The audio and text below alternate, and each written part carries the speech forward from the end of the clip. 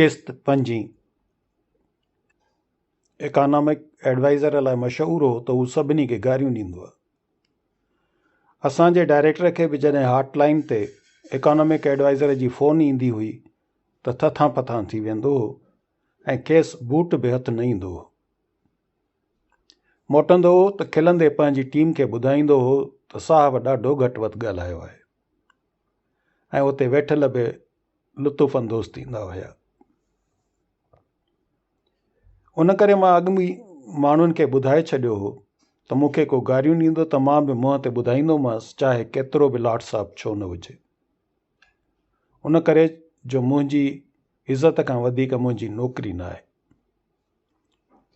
उन जो असरु इहो पियो जो कंहिंखे बि गारियूं ॾियण जी ज़रूरत न थी। बाक़ी इहो हुलाए छॾियो हुयाऊं त सिफ़ारिश ते आयो आहे ऐं उन वक़्त जे वज़ीर आला लियाकत जतोईअ जो माण्हू आहे। छो जो हुननि जो इहो माइंड सेट आहे त सिंधी सिफ़ारिश खां सवाइ सुठे उहिदे ते अची ई नथो सघे। जॾहिं त मुंहिंजो या मुंहिंजे ख़ानदान जो अहिड़ी सियासत सां ज़रे जो बि को वास्तो न आहे ऐं अहिड़ी रीति लियाकत जतोई साहब खे बि इन बारे में न कन न जन। हरूभरू ईअं बि न हो त कंहिं बि मूंखे डिपार्टमेंट में भलीकार न कई।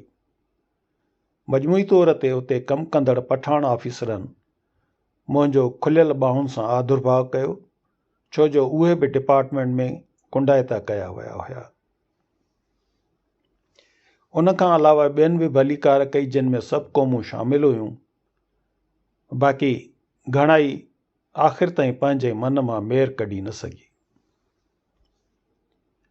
हिकिड़ो सराइकी अब्दुल रसूल हाशमी मूंखे सम्झाईंदो रहियो त कीअं हिते माण्हुनि सां उथणु वेहणु खपे ऐं ऑफिसरनि सां बि कीअं उथिजे वेहिजे। हुन सां मुंहिंजी पंहिंजाइप बि थी वई, छो जो हू दिलि जो साफ़ शख़्स आहे। अॼु ॾींहं ताईं बि हुन सां संगत ऐं ठड़ो ठका हलंदो रहे थो। असुल में सिंध यूनिवर्सिटीअ में शागिर्दीअ वारी बेपरवाह ऐं अरॾाईअ वारी ज़िंदगी गुज़ारण खां पोइ वरी नौकिरी बि मिली शाह लतीफ़ कैंपस में याने सिंध यूनिवर्सिटीअ में। उन करे उहा नौकिरी बि ॼण असां बेपरवाहीअ सां ई गुज़ारी ऐं कॾहिं बि बासिज़म क़बूल न कई हुअसीं। तंहिं करे ई हाशमी साहब मूंखे इहे ॻाल्हियूं सम्झाईंदो हो त मां पंहिंजी इहा अरॾाइप छॾियां। थोरनि ई ॾींहंनि में हबीबुल्लाह खे डायरेक्टर कयो वियो। चयो पियो वियो त संदसि प्रमोशन ऐं पोस्टिंग गवर्नर डॉक्टर याकूब सां वेझड़ाइप जे करे थी आहे। मोहम्मद हनीफ़ खे वरी स्टेटिस्टिकल एडवाइज़र कयो वियो, जंहिंखां पोइ निसार अख्तर, मोहम्मद अरशद ऐं नियाज़ मोहम्मद एडिशनल डायरेक्टर थी विया, यानी ओजी 6 में अची विया ऐं डायरेक्टर बि उन साॻे ग्रेड में हूंदो हुयो। मूंखे इन्हनि सभिनी मां निसार अख्तर वधीक भाईंदो हुयो। खेसि अदब सां बि शौक़ु हूंदो हो। हू मूंखे सम्झाईंदो हो त माण्हुनि जे रवैयनि मां नाउमीद न थियां ऐं पंहिंजो कमु जारी रखां। मां जीअं अॻु में बि ॻाल्हि कई आहे त मां पंहिंजे तौर ते भरपूर कोशिशि कई त जेका ठहे थी डेटा उनखे सही नमूने सम्झण जी कोशिशि कयां। पर जीअं त पंहिंजनि ॿियनि कलीग्स जी भेट में उन कम में नओं हुयुसि ऐं हुननि खे सोर्सिस ऐं मेथडोलॉजी ज़बानी यादि हूंदा हुया, हूअं बि उते जेकी कंहिं कम जा माहिर हूंदा हुया या जंहिं शोबे में हुया उते सालनि खां इहो ई साॻियो कमु कंदा रहिया हुया। जिन मां घणाई कंहिं ॿिए खे इहो कमु सेखारणु न चाहींदी हुई।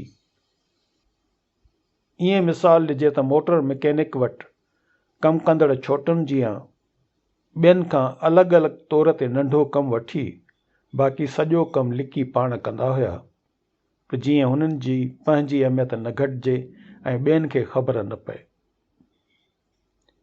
ऐं मूंखे बि का ॻाल्हि जी वज़ाहत जॾहिं बि कंदा अणपूरी ऐं मुंझियल हूंदी हुई। सॼी डिपार्टमेंट में सभ खां अहमियत बैलेंस ऑफ पेमेंट्स यानी बैनुल अक़वामी सरकारी तोड़े गैर सरकारी आमदनी ऐं ख़र्च जो विचूर ठाहिण यानी अदायगियुनि जो तवाज़ुन वारी डिवीज़न जी अहमियत हूंदी। उन करे जेको उन डिवीज़न जो हेड हूंदो उन जे घुमण जी लोॾ ई ॿी हूंदी। उन वक़्तु जेको हमराह उन जो जॉइंट डायरेक्टर हुयो उहो पुराणनि हकीमनि जियां नुस्ख़ो पाण वटि लिकाए रखंदो हो। संदसि काग़ज़ तपेदारनि जियां हलवाण जे कपिड़े में ॿधल हूंदा हुया। जीअं त इन विचूर खे तवाज़ुन में रखिणो हूंदो हुयो ऐं जॾहिं हिसाब किताब करे पूरो कंदा हुया ऐं कंहिं वक़्तु कंहिं पासे पाछी बची पवंदी हुयनि त उहो जॉइंट डायरेक्टर दांह करे खेनि चवंदो अरे कंट्रापादो, यानी ॿिए पासे कुझु अंग दिलऊं विझी बैलेंस कंदा हुया।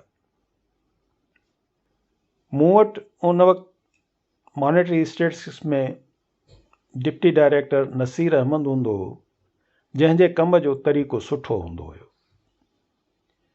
हुन हिकिड़ी चेक लिस्ट ठाही हुई त कहिड़ो इंडिकेटर किथां ऐं कॾहिं ईंदो ऐं उन खां अलावा इहो रिपोर्ट ठाहिण में किथे इस्तेमालु करिणो आहे, जंहिं करे मूंखे कमु सम्झण में चङी मालूमात मिली वई ऐं सहूलियत मिली वई। उन खां अलावा इन सेक्शन में शहादत हज़ारा कम्यूनिटीअ जो हूंदो हो, कोयटा जो, जंहिंखे पोइ उते झगड़नि में कोयटा में शहीद कयो वियो ईद वारी मोकलुनि में। उन वक़्तु सॼी डिपार्टमेंट में 8 कंप्यूटर हूंदा हुया ऐं उन हिसे में कंहिं अहिड़े तेड़े खे वञण जी इजाज़त न हूंदी हुई। तंहिं करे कंप्यूटर सेक्शन में कमु कंदड़ पाण खे शहनशाह सम्झंदा हुया, पर मूंखे इजाज़त हूंदी हुई छो जो मूंखे कंप्यूटर हलाइण ईंदो हो। उन करे पंहिंजी ईमेल वग़ैरह ऐं ॿियो कमु कंदो हुयुसि। हिकिड़ो मख़सूस ग्रुप हूंदो हुयो जेको स्टेटिस्टिकल एडवाइज़र वटि हमेशह वेठो हूंदो हुयो। उते कचहरियूं बि कंदा हुया, चांहियूं बि पीअंदा हुया ऐं स्टेट बैंक जे किचन जेको 3 फ्लोर ते हुयो उतां बिस्किट, कोल्ड ड्रिंक्स ऐं चांहियूं घुराए पीअंदा हुआ, जॾहिं त उहा सहूलियत रुगो महिमाननि जी ख़िदमत लाइ मुयसरु हुई ऐं इहा सहूलियत OG6 खां मथे वारनि खे मिलियल हूंदी हुई। मतिलबु त उहा हिकु क़िस्म जी किचन कैबिनेट हूंदी हुई ऐं सॼो ॾींहुं कचहरियुनि करण खां पोइ शाम जो सभिनी खे हुकुम कंदा हुया त कोई बि न वञे घर, लेट सिटिंग थींदी, वॾो कमु आहे।